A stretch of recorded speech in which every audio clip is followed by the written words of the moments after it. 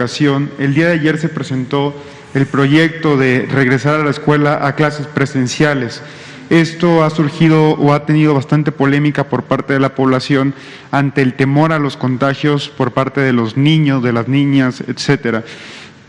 En consecuencia, señor presidente, me gustaría preguntarle a la secretaria de Educación cuál es el plan puntualmente que se tiene por parte del gobierno ante la detección de un contagio en algún centro escolar y a su vez si se tiene previsto alguna medida muy puntual para evitar que se conlleven a más casos de COVID, etcétera, etcétera. Gracias, presidente. Sí, va a contestar la maestra, nada más que antes yo quiero introducir. Quiero decir que es notorio cómo la prensa conservadora se ha lanzado en contra de este propósito de regreso a clases presenciales. Ya lo agarraron de bandera. Aclarar de que es muy importante el que se regrese a clases presenciales, porque la escuela, lo he dicho muchas veces, lo repito, es el segundo hogar. Los niños, los adolescentes quieren que se regrese a clases. La mayoría de los padres de familia también.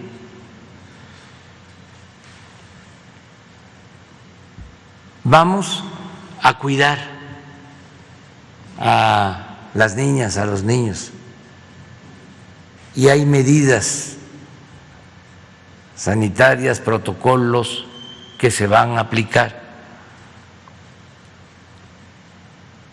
También esta asociación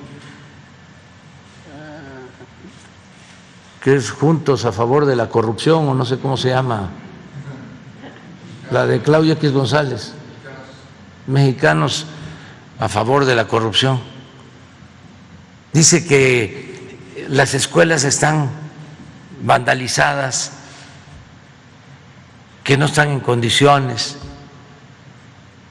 Hablan de 5,000 escuelas en esas condiciones. Sí,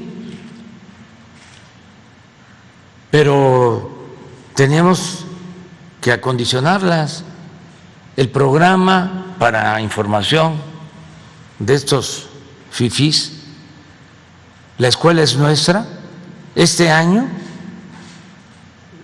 comprende entregar presupuestos para el mantenimiento a 55,000 planteles, 55,000 escuelas que están recibiendo de manera directa su presupuesto, como nunca había sucedido.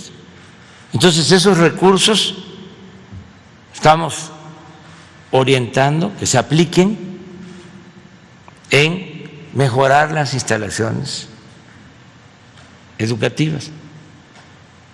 Y estamos llamando a autoridades municipales, estatales, a padres de familia, que todos ayudemos. Estamos hablando de alrededor de 180,000 escuelas. Y ellos hablan de 5,000. Yo estoy mencionando que el programa La Escuela es Nuestra está beneficiando a 55,000. Entonces, sí podemos.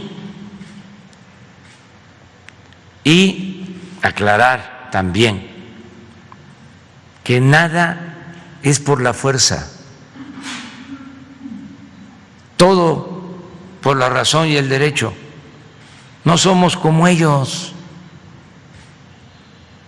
no somos autoritarios. Los conservadores son muy dados a la aplicación de la mano dura, todo lo imponen. quisieran que todo se resolviera por la fuerza. Nosotros tenemos una formación distinta. Entonces, quedan los padres de familia en libertad, pero nosotros tenemos como autoridad la obligación de iniciar con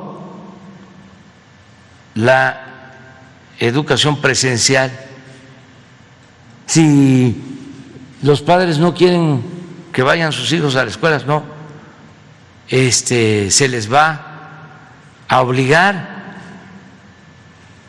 para nada. Incluso se van a mantener los programas de educación a distancia, pero consideramos que ya es tiempo de regresar a clases, que no es solo un asunto educativo, es un asunto también social. Necesitamos que los niños no estén encerrados, que no estén sujetos solo al Nintendo.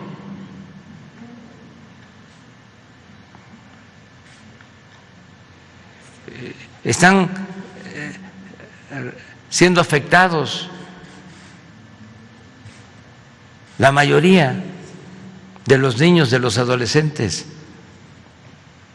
por esta situación. Entonces, sí es necesario el regreso a clases, pero los opositores que no vuelven en sí, sino en no, siempre lo tengo que seguir diciendo, es porque les daban mucho dinero,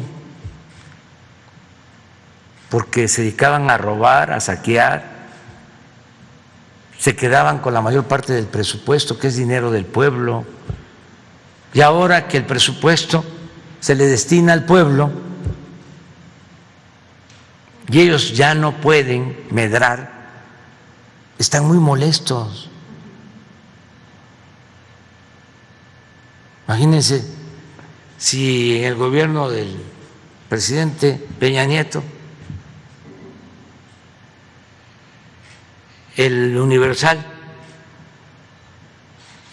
recibió 1.450 millones de pesos y ahora no recibe ese dinero porque lo estamos entregando a la gente humilde, a la gente pobre, pues están muy molestos. Pero es hasta bueno, porque con esta sacudida, aún en esta circunstancia muy especial, se vuelven opositores y dejan de estar de aplaudidores, lo que eran antes, vasallos, que solo aplaudían y callaban. Nunca hicieron un periodismo opositor, siempre alineados al régimen, subordinados al presidente en turno, y ahora están en contra. Es hasta interesante. No cabe duda de que estamos viviendo momentos estelares en la historia de México. ¿Cuándo se había visto esto?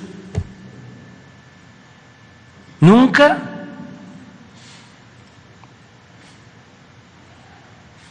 Entonces, esa es la explicación del porqué del regreso a clases, este marco general. Y ahora sí, la maestra. Gracias, presidente. Gracias. Buen día a todos, buen día, compañeros. Bueno, inicio precisamente comentando acerca de lo que ahorita se decía de las escuelas vandalizadas, que efectivamente tenemos un total de 265,000 escuelas y ellos refieren que son 5,000. Nosotros ahora sí que tenemos otro dato.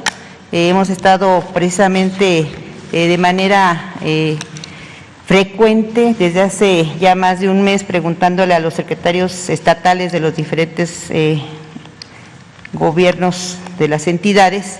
Nosotros teníamos un total de cerca de 10,000 escuelas y que afortunadamente ante la convocatoria y el trabajo que ha hecho precisamente nuestro presidente en las giras y los trabajos que se han realizado con los gobernadores, ha habido esa buena disposición de los gobiernos estatales, de los gobiernos municipales incluso, del apoyo del programa de la Escuela es Nuestra, que también ha apoyado a más de 55,000, ya llevamos ahorita cerca de 57,000 escuelas, y entonces esto nos hace si ellos hablan de 5,000, quiere decir que entonces ahorita ya reducimos cerca de 5,000 escuelas que ya se han dado atención de esas vandalizadas, y estamos hablando que habla de un promedio de un 2% del total de la población de escuelas. Efectivamente, lo que estamos ahorita tratando y trabajando con los secretarios de educación de los diferentes estados es analizar precisamente cómo se va a apoyar. Afortunadamente, y tenemos unos padres de verdad muy generosos que incluso ellos han hecho favor también de apoyar en recuperar algunas situaciones que son, vamos a pensarle, mínimas en lo que se refiere a vidrios o en lo que se refiere a pintura. Entonces, yo creo que efectivamente lo lamentable de esta situación es de que estas personas que están emitiendo situaciones de por qué no, yo los invitaría a que pensáramos y replanteáramos por qué sí, y que se sumaran precisamente a este esfuerzo que estamos haciendo, no solamente como gobierno, sino también como sociedad, como personal docente, como personal directivo. Porque indudablemente yo ayer utilizaba un término que era precisamente la corresponsabilidad. Y no solamente la corresponsabilidad se ve en un documento que firman los padres de familia de carta compromiso, sino nosotros nos vamos hacia una corresponsabilidad como sociedad. Esto es una situación que nos compete a todos, no solamente compete a gobierno, compete a padres de familia, compete a medios de comunicación, compete a Secretaría de Salud, compete a Secretaría de Seguridad, que yo agradezco y sigo agradeciendo que todo lo que hemos hecho ahorita de vacunación, de las escuelas, de lo que ahorita están apoyando a nuestros niños, a los padres de familia, es gracias al compromiso que tienen todos y cada una de las secretarías que integran este gobierno. Por lo tanto, efectivamente, algo que tenemos y que sabemos que ya no podemos detenernos es efectivamente a dar este servicio. Como Secretaría tenemos la obligación de precisamente el darle y ofrecer a nuestros niños lo que es por derecho y que está precisamente establecido en la Constitución, que es el derecho a la educación.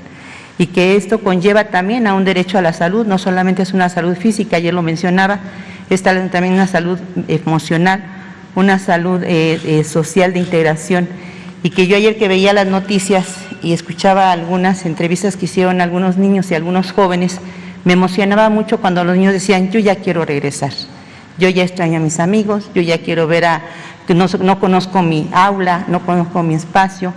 Y yo creo que si la preocupación es efectivamente la cuestión de la seguridad, si hay el protocolo, hay protocolos. Ayer precisamente se trabajó con los secretarios de los estados. Ahorita estamos haciendo precisamente el análisis de un acuerdo en donde se trabajó durante 3 sesiones ese trabajo, y fue de acuerdo, que es este acuerdo de la Secretaría de Educación Pública. Esto surge de un trabajo que se hace precisamente en reuniones con los secretarios de educación de los estados, porque algo que me queda muy claro es que efectivamente nada va a ser por la fuerza, todo tiene que ser por la razón y por el compromiso y la participación. Este tipo de ustedes que van a ver de acuerdo surge del trabajo de esos compañeros que estuvieron en reuniones. Estuvimos en educación precisamente durante 3 sesiones, estuvimos en reuniones de salud aquí los lunes y jueves, que estamos aquí trabajando en las tardes. Estuvimos también trabajando con nuestro secretario de Salud, y entonces surge en este acuerdo que ahorita no lo presento. ¿Por qué? Porque hay un respeto precisamente a esa toma de decisiones y toma de opiniones. Hoy terminamos precisamente con nuestros secretarios de Educación de los 32 estados y lo estaremos presentando ya la próxima semana. En ese establecen precisamente no solamente la cuestión del protocolo de salud, también se establece el protocolo de lo que es precisamente la organización de las actividades escolares, que en algunos casos ya las establecimos. Ahorita estamos con limpieza o lo que llaman tequios de las escuelas. La otra semana empezamos con talleres intensivos de capacitación a los maestros. La siguiente semana iniciamos con lo que son consejos técnicos, en donde son espacios que donde el maestro va a reflexionar, va a comentar y proponer sobre la cuestión de la situación de cada una de las escuelas, porque cada escuela, cada grupo es un contexto muy diferente. No podemos hablar lo mismo de una escuela rural que una escuela urbana. No podemos hablar de una escuela de multigrado con una escuela que tiene niños con capacidades diferentes o con a lo mejor indígenas. Cada institución es diferente. Y como maestra, pues me alegra que vean a las escuelas, porque yo les puedo decir que muchos años hubo escuelas que no solamente les faltaba un vidrio. Tenemos escuelas que efectivamente les faltaba el piso. Los niños todavía trabajaban en tierra y nadie las había visto. Ahorita se ven hasta que precisamente se empieza a caminar con el programa de la Escuela es Nuestra y empezamos a ver, y los invito, vayan a una escuela que está en el Estado de México, que es en la guitarra, ahorita les doy el nombre de la guitarra, se fue de la guitarra, y de verdad, una escuela que tenía piso de tierra y que no estaba vandalizada porque no se podían robar nada, porque no había ni que robar. Entonces, yo insisto, sí invito, y tengo algunas láminas que pudiera apoyarles para que a lo mejor precise algunas cosas que pudieran tener algunas dudas, ¿les parece? O nos vamos con preguntas, como ustedes gusten. Bueno, como indique el presidente. Sí, bien. Gracias. Ahora sobre el regreso a clases presenciales, si nos pudieran aclarar 3 puntos. El primero de ellos es, ayer la secretaria mencionó la magnitud de violencia, de estrés, de obesidad que se ha incrementado durante la pandemia. Si tiene algunos datos o cifras sobre esto que nos pudiera compartir. También algunos padres de familia que deciden no llevar a los alumnos, continuará el programa de Aprende en Casa, en este caso, y finalmente si hay alguna propuesta para tener medidas de seguridad sanitarias en el trayecto a las clases, ya que la mayoría utiliza el transporte público y ahí hay difícilmente sana distancia. Sí, en los 3 casos, hoy vamos a dar a conocer 2 estudios que se tienen.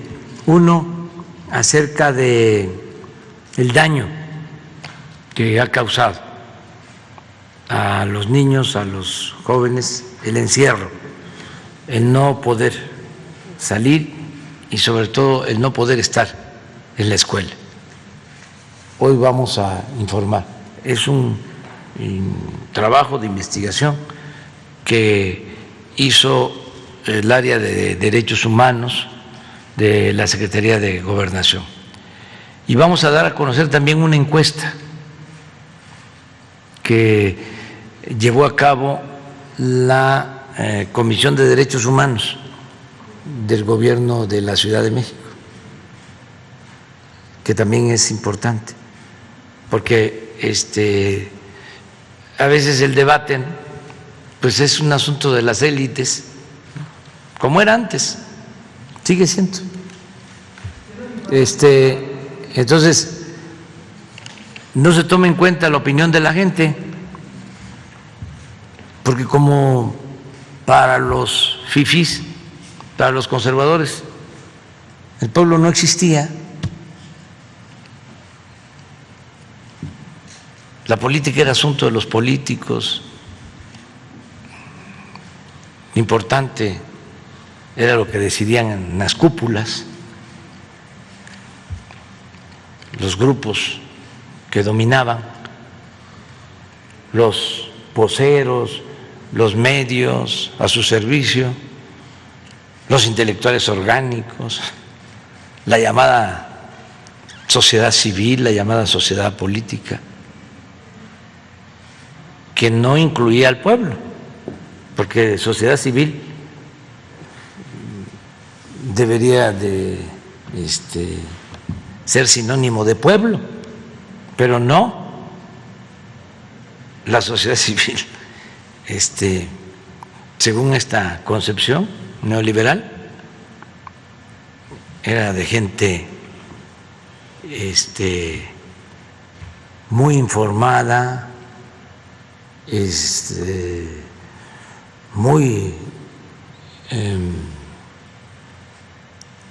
sabionda, muy influyente, de buenos modales, de hablar físico,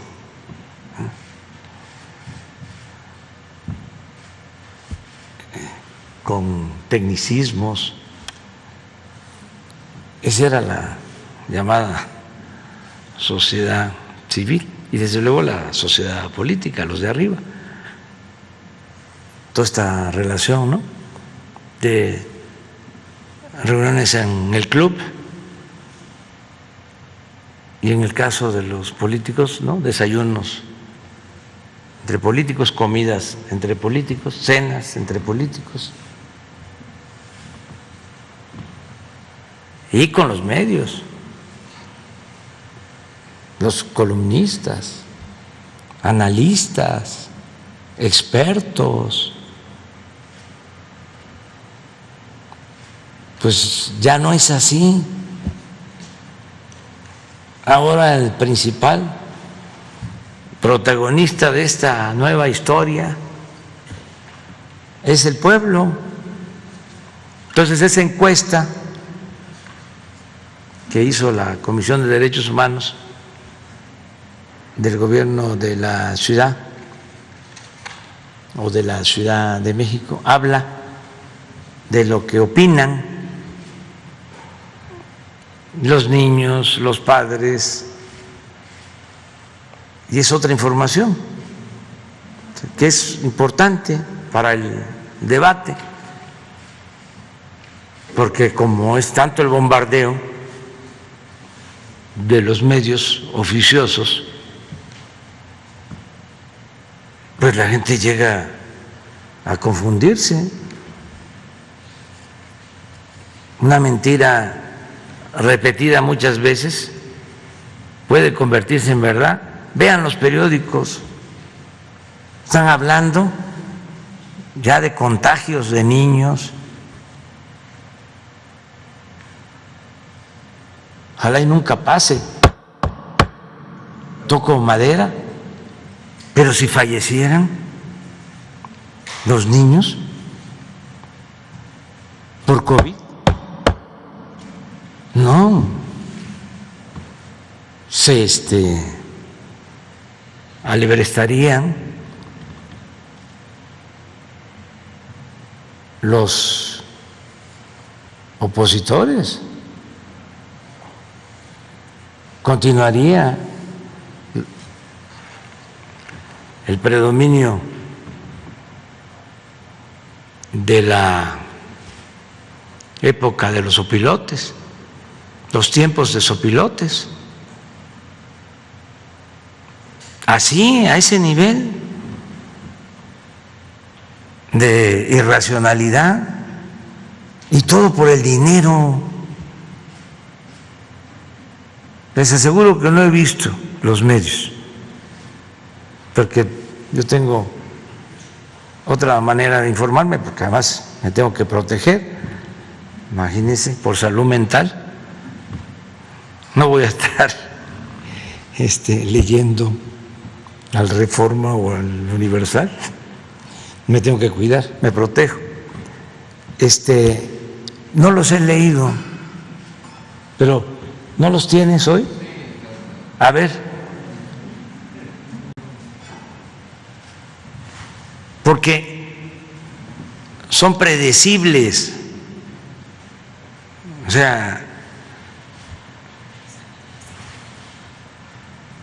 mire, este es el Universal.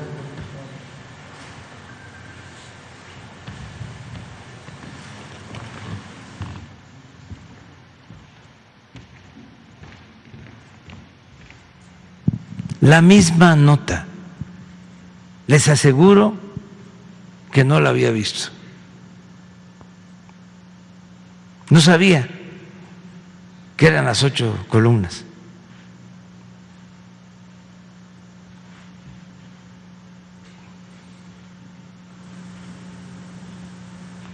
Fíjense, Estos son contagios, según, ¿verdad? Hasta la misma nota. Según entiendo, habían 18 en julio, ¿verdad?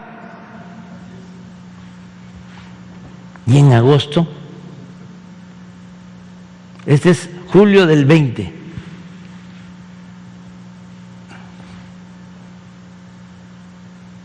Y en agosto del 21, 225 contagios.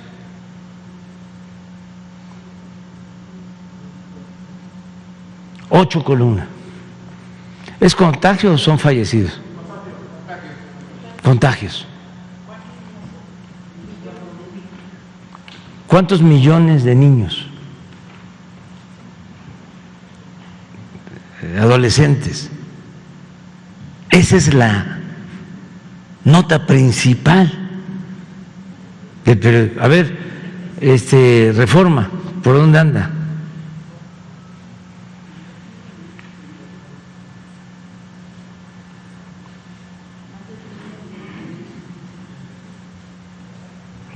Pues no tienen. Ah, acá. Sí tienen. Pero bueno, no es 8. Bravo, Reforma.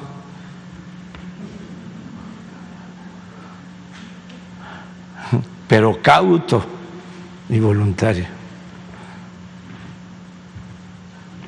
Entonces, vamos todos a ayudar, todos, autoridades, padres, madres de familia, maestras, maestros, vamos a ayudar. Es importante el regreso a clases, es importante la educación. La educación es la que nos permite ser libres.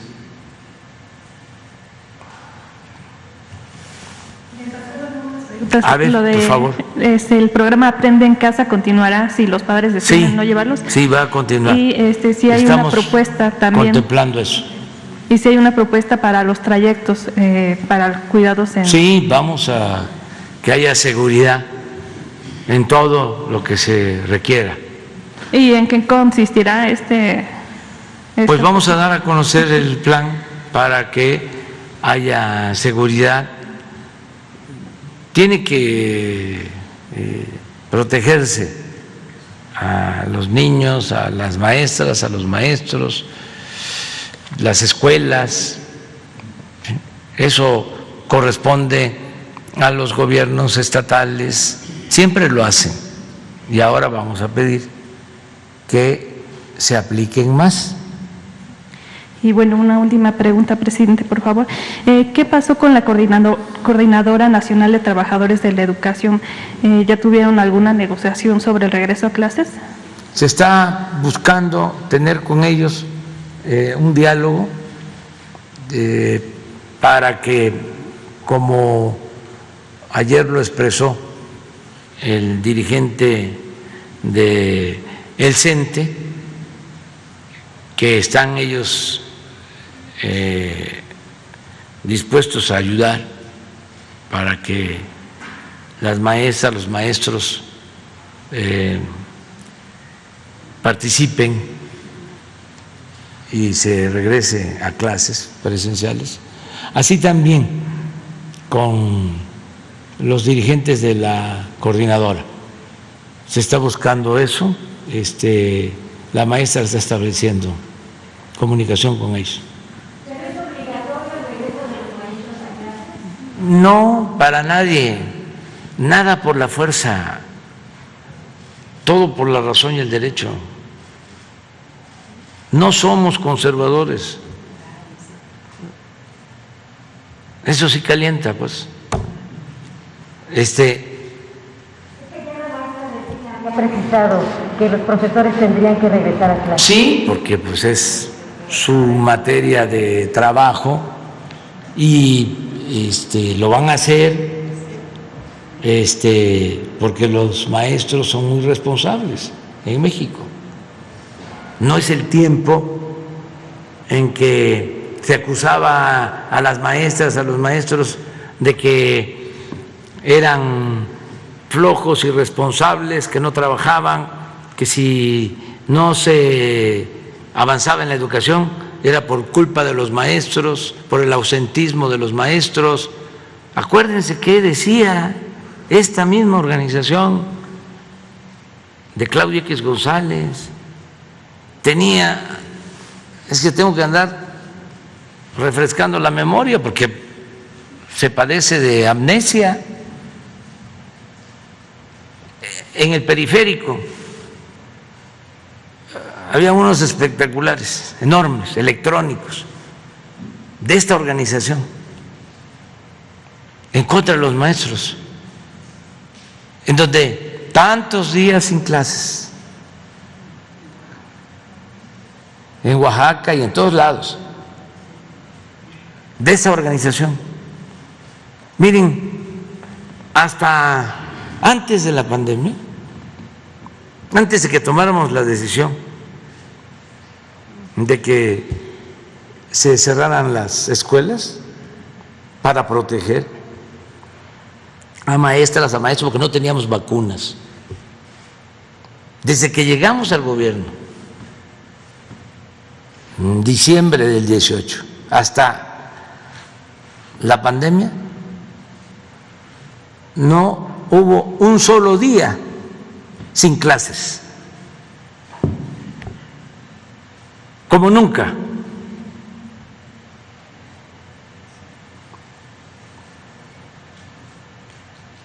En el país, porque hay una relación fraterna con maestras y con maestros, y no hay maltrato, ni mucho menos represión, como era antes, contra los maestros. Todo eso que querían imponer de la llamada reforma educativa, con el apoyo de medios de información que nunca defendieron a los maestros.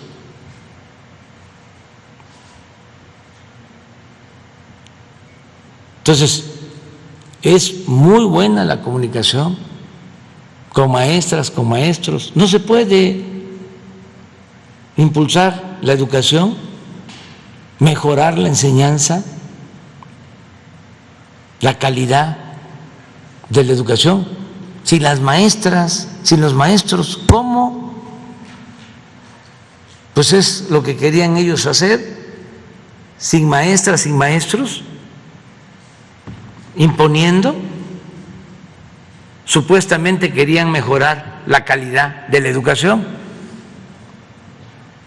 Es hasta de sentido común, de juicio práctico. ¿Quién transmite el conocimiento en el aula? La maestra, el maestro. ¿Cómo se mejora la educación? Sí, la maestra, el maestro no es tomado en cuenta si no participa, o si todo es por la fuerza. Son otras condiciones. Y estamos tratando el tema porque consideramos que lo mejor es convencer, persuadir, no usar la fuerza, no amenazar. Al final, todos en libertad. Prohibido prohibir. Que una familia decide: no quiero que vayan mis hijos a la escuela, pues no van.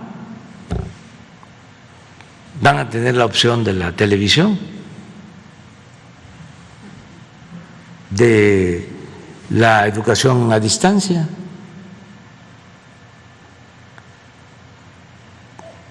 Pero yo estoy optimista y vamos a estar pendientes de que no se contagien los niños, de que si hay un contagio se le atienda rápido, que se proteja a los demás, que se les haga pruebas, cuidarlos. Y tenemos pues que correr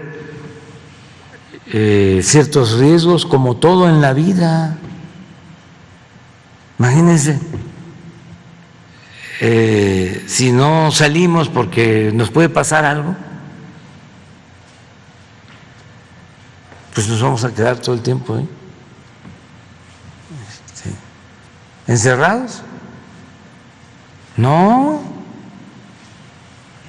tenemos que enfrentar las adversidades.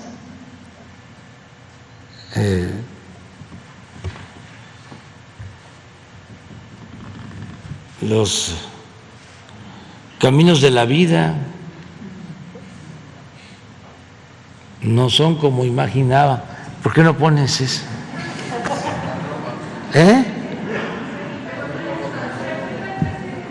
Vamos a escucharla. Sí, vamos a escucharla. No, después me dicen, oiga, estuvo muy aburrida la mañanera. No, ayer leí a alguien que me dijo, estoicamente tuve que aguantar toda la mañanera. Qué aburrida. Entonces, es un vallenato, le gustaba mucho al Gabo, a Monsiváis.